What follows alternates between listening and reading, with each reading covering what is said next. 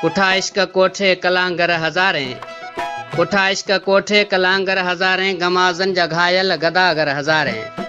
अस्सलाम वालेकुम दोस्तों, प्रोग्राम सरनसर पांद में शायर सैयद गफूर शाह तक़वी जो ही बेहतरीन गज़ल इंतखाब करे थो ककराड़ियो समा खां राहिब समूह।